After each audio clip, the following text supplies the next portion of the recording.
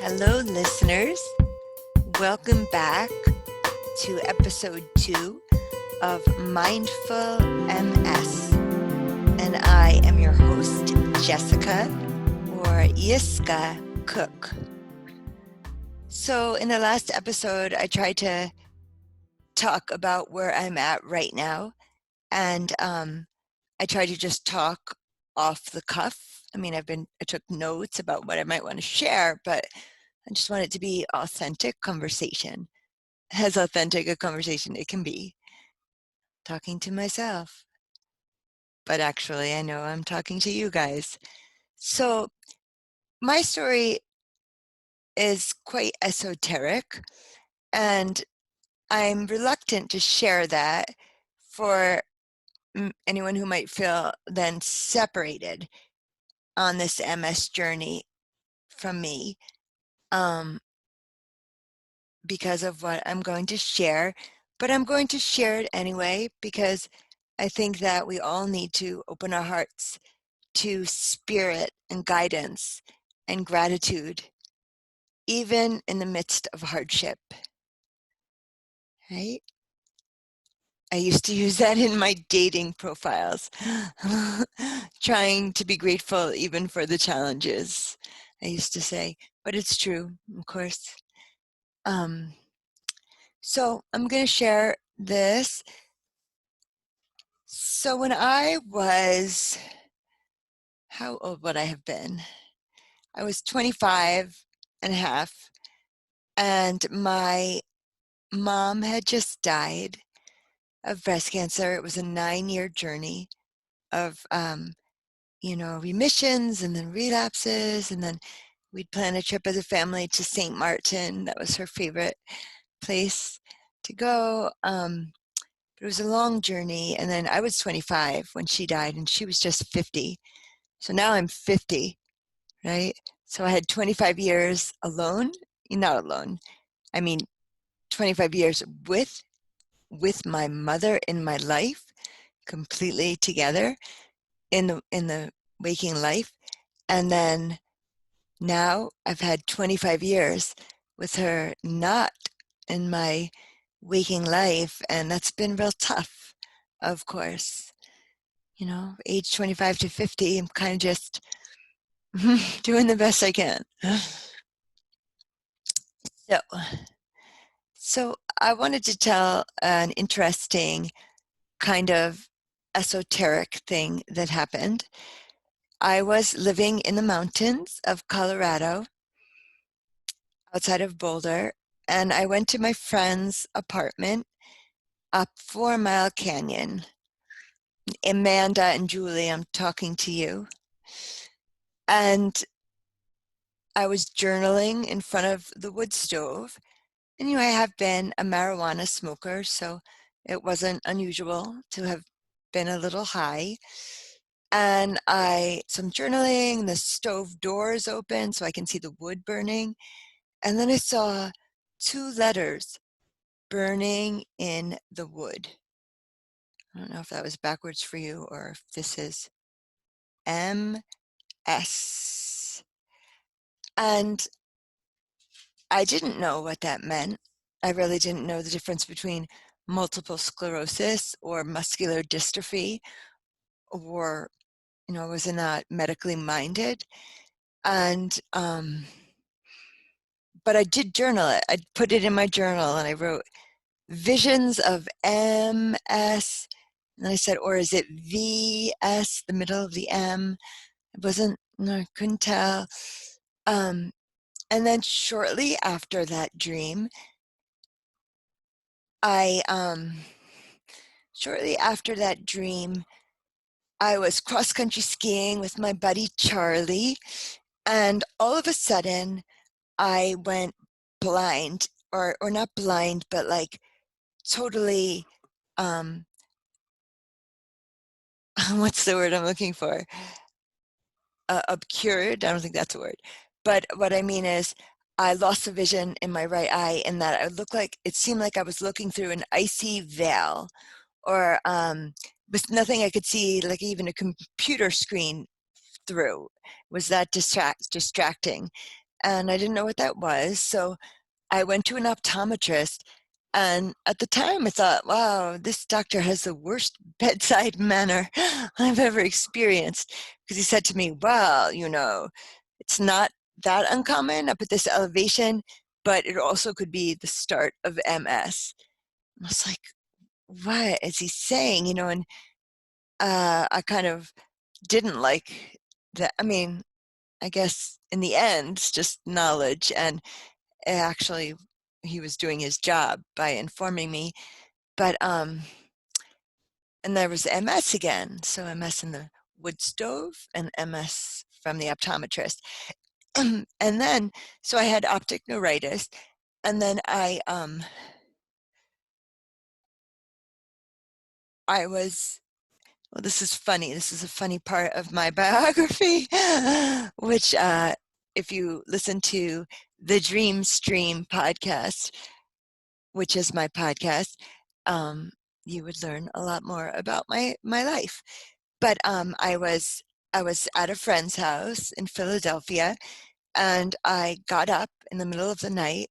I think he had like his futon on the floor, and I got up, I stood up, and I like walked into the wall, and I like couldn't get my bearing, and I was stumbling. And then, so of course, then I was reading all of the symptoms of MS, and I knew my mother had just died, 1995, and I knew that I had to get out of the East Coast, out of New Jersey, out of Philadelphia, and go back out west, because my father and my sister had already dealt with such grief and sorrow and, other relations.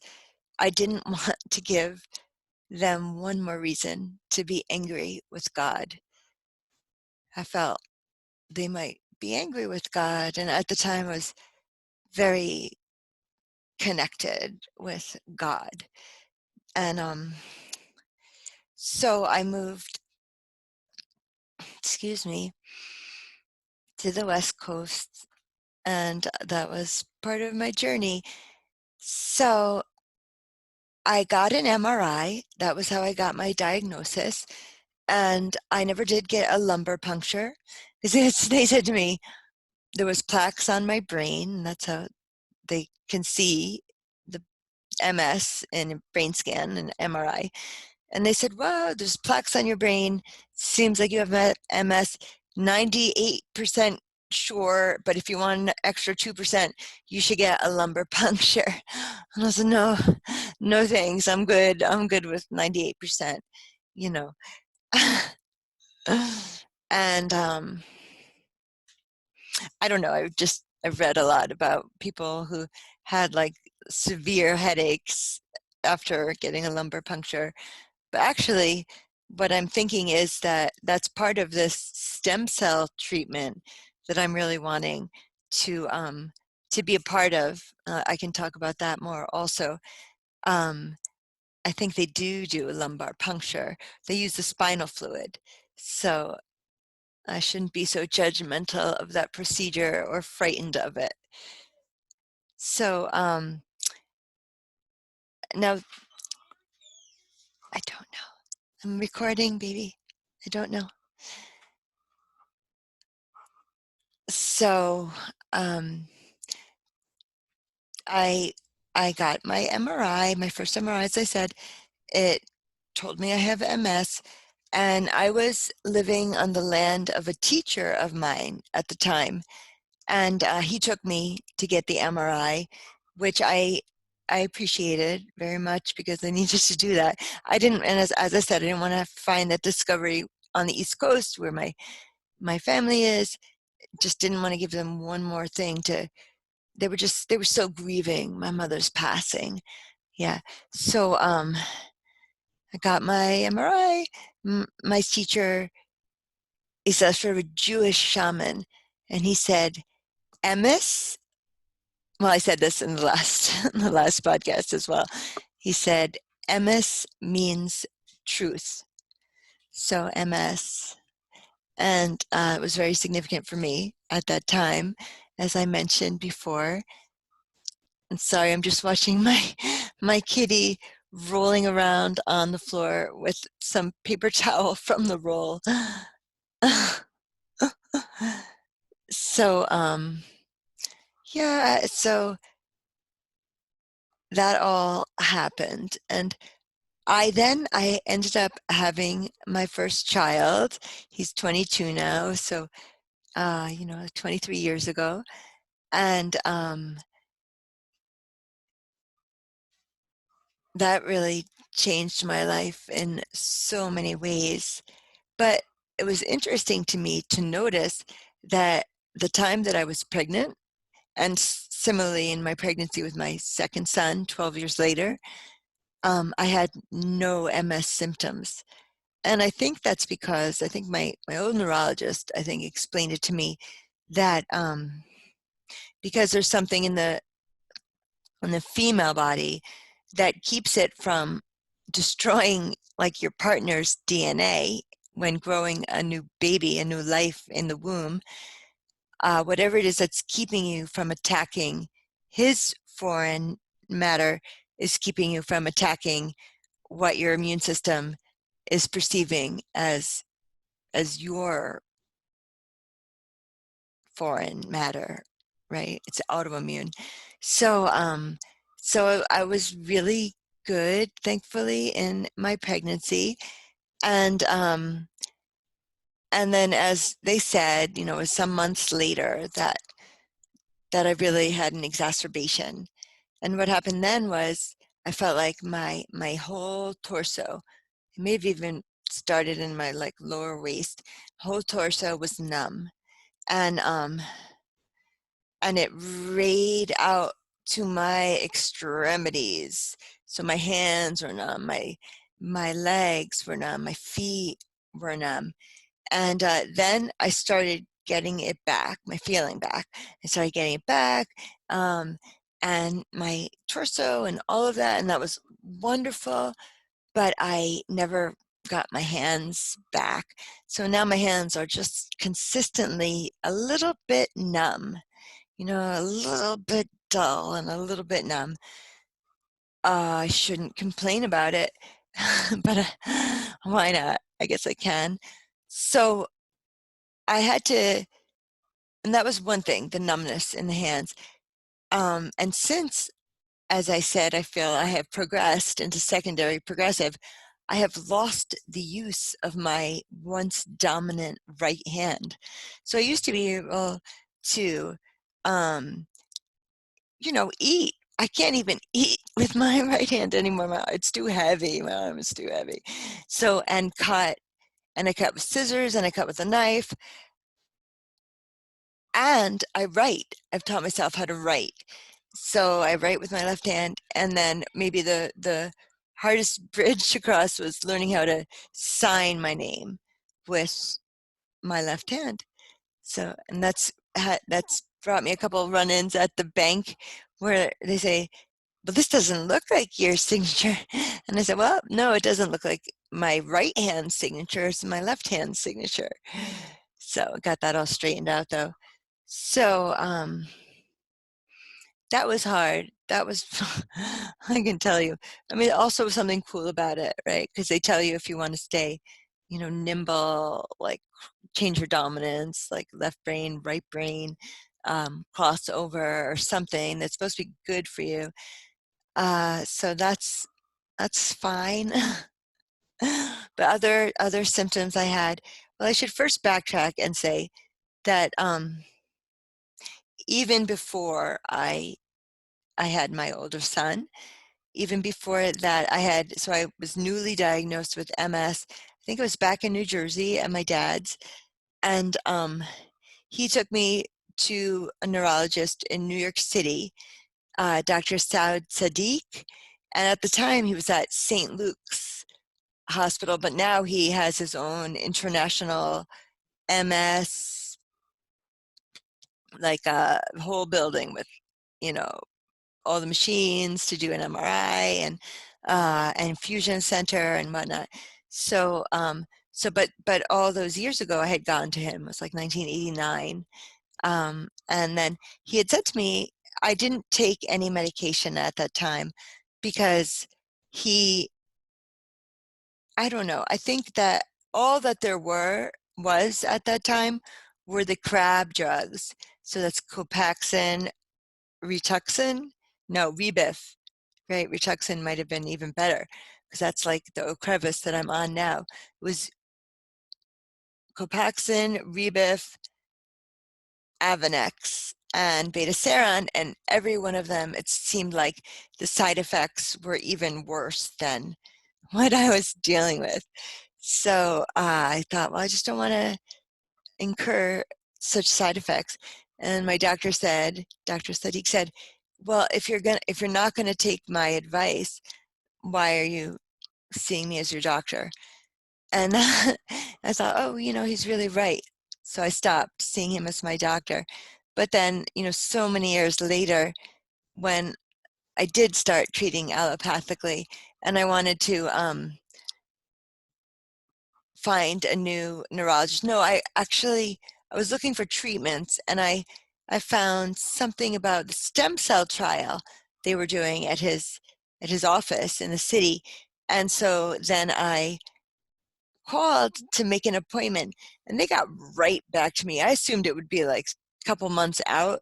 They got right back to me. They considered me an old-time patient because I had gone there, when I was 19. Um, so that was great. But I found out, so I know I've been to two different neurologists there, not Dr. Sadiq, because he doesn't take my insurance. But I have learned that I'm kind of a little too far along to be considered for their stem cell trial. So I was hoping, like, get me involved in the trial, because I feel, and I've always felt, I'm sorry if this sounds so bratty, but it's not enough to just halt the progression of the MS. I wish, I pray to restore lost functioning. That's what I want. God willing, right? We can only hope and pray, have a positive attitude. So now I refer to this time of RRMS as like a roller coaster. Getting a symptom and then going down for 6 to 8 weeks with that symptom, and then another symptom. And so I really had the gamut of symptoms. This was very strange. So I picked up the phone one day, my right ear, and I didn't hear anyone on it. And I was like, hello, hello, I don't hear you. And then I found out something was awry, and I went to, I don't think he was specifically a neurological, ear, nose, and throat doctor. I think he was just an ear, nose, and throat doctor. And he did some testing on me, and he said, it's remarkable. He said, you can hear tones up and down. You just can't hear human language. So apparently there's its own nerve in the ear that detects and deciphers human language. So that was interesting. Let's see. What else? Oh, this was harsh. So, and then, well, I'll go back before this first. So I also experienced pretty bad vertigo. And there was a time when I didn't know, should I open my eyes or close my eyes? I couldn't tell which is better, which is less, where you feel less nauseated. And that was really hard. And so that also went on for weeks and weeks and weeks. And I was vomiting and really ill at that time. That was not fun. So let's see. Oh, here. So then all of these things were happening to me: optic neuritis, loss of hearing, numbness in my skin, itchiness in my skin. I used to get crazy itchy, and I started calling it the phantom itch because I couldn't find it. It's like my shoulder, I'm so itchy. It was like this moving, roving itch. So, so, and that happened. And then what happened was my right side of my face palsied. like froze. Like it froze, and it was very unfortunate because I felt like, the other stuff, I had double vision sometimes, not only optic neuritis, but double. The other stuff, I can deal with that quietly and lament my losses quietly. But then when my face palsied, I felt like, well, now it's apparent to the outside world, right? So why would I have had to keep it to myself anyway? I don't know. But that that was a hard one for me. And really 15 years of, having MS since my diagnosis in 96 till, 15 years later, I only treated with acupuncture. I used to go weekly, and then homeopathy for a little while. And I did try chiropractic. That didn't do as good for me as I've heard from others. Um, the acupuncture was amazing. But again, people have miraculous results with acupuncture if it's like a physical ailment, but neurological is trickier. So it's really a specialty. I did find I had a lot of success with craniosacral, where moving, again, that's the spinal fluid. So maybe there's something to that, right? Like hold yourself up, work on your posture. So those were really hard times. I think there's more, but I remember the first time that I actually had to sit in a wheelchair. I think it's when my in-laws brought their kids and our families to Disney World. And then, so that was the first time I was in a wheelchair. And then, now regularly, if we're going to go to a museum, which nobody is these days because everyone's on lockdown, I would be in a wheelchair just so I don't have to slow everyone down, the whole fam. So I think that's all I am going to share. Excuse me.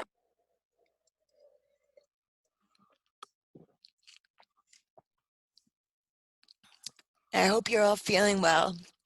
And like I said in the first podcast, please do get in touch with me if you are willing to share your MS journey, whether you're a patient or a loved one. And let's spread more awareness and more support for each other. Okay.